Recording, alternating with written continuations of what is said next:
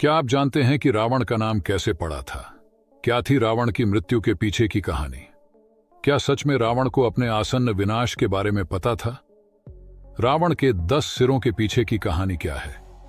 आज हम जानेंगे रावण के बारे में 10 ऐसे बातें जो शायद ही आप जानते होंगे। नंबर 1, रावण को उसका नाम कैसे मिला था? यह तब हुआ जब रावण चाहता था कि शिव कैलाश से लंका स्थानांतरित हो जाए।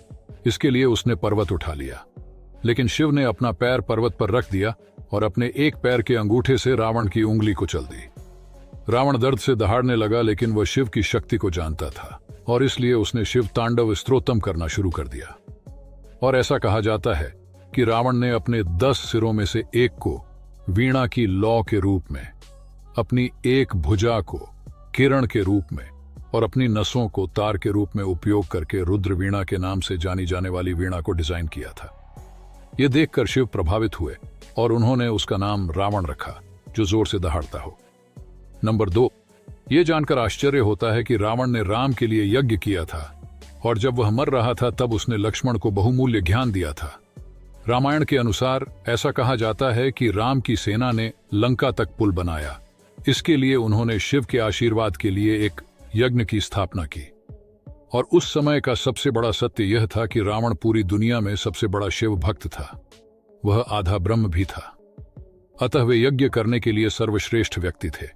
इस प्रकार रावण ने यज्ञ किया और राम को आशीर्वाद दिया। इसके अलावा हम सभी जानते हैं कि रावण अब तक का सबसे विद्वान था। राम ने लक्ष्मण से कहा कि जब रावण मर रहा हो तो उसके पास बैठें और शासन कौशल और कूटनीति में महत्वपूर्ण सबक सीखें। नंबर 3, पुष्पक विमान। एक ऐसा विमान था जिसे केवल कुछ ही लोग संभाल सकते थे और रावण ने इसे अपने आप ही नियंत्रित करना सीख लिया था। रावण के पास ऐसे बहुत से हवाई जहाज थे और उतरने के लिए हवाई अड्डे भी थे। लंका में कुछ ऐसे स्थान हैं जिन्हें अभी भी हवाई अड्डे के रूप में जाना जाता है और रावण उनका उपयोग करता था। इसके अलावा रावण एक असाधारण वीणा वादक था, क्योंकि ऐसा माना जाता है कि उसे संगीत में गहरी रुचि थी। नंबर 4, रावण अत्यंत तेज गति वाला व्यक्ति था। उसने किसी से भी तेज चलने की तकनीक में महारत हासिल कर ली थी और इस प्रकार वह पकड़ने के सभी प्रयासों से बच सकता था। वह इतना शक्तिशाली था कि वह ग्रहों की स्थिति बदल सकता था। जैसे अपने पुत्र मेघनाद के जन्म के दौरान रावण ने ग्रहों को बच्चे के 11वें घर में रहने का निर्देश दिया था, लेकिन शनि ने ऐसा करने से इनकार कर दिया और 12वें घर में ही रहे। शनिदेव के इस व्यवहार से रावण ने उन्हें कैद कर लिया था। नंबर 5, क्या आप जानते हैं कि कुंभकर्ण और रावण विष्णु के द्वारपाल के अवतार थे? जया और विजया स्वर्गीय निवास वैकुंठ में भगवान विष्णु के द्वारपाल या द्वारपाल थे। एक बार भगवान ब्रह्मा के 4 कुमार वैकुंठ में भगवान विष्णु से मिलने गए। ये सोचकर कि वे शरारती बच्चे हैं, जया और विजया ने उन्हें वैकुंठ के द्वार में प्रवेश करने से रोक दिया और उनसे कहा कि विष्णु आराम कर रहे हैं और उस समय उन्हें नहीं देख पाएंगे। इससे क्रोधित होकर कुमारों ने उन्हें बताया कि विष्णु उनके भक्तों के लिए हमेशा उपलब्ध रहते हैं, चाहे वे उन्हें किसी भी समय बुलाएं। फिर उन्होंने जया और विजया को श्राप दिया कि वे अपने भगवान से अलग हो जाएंगी।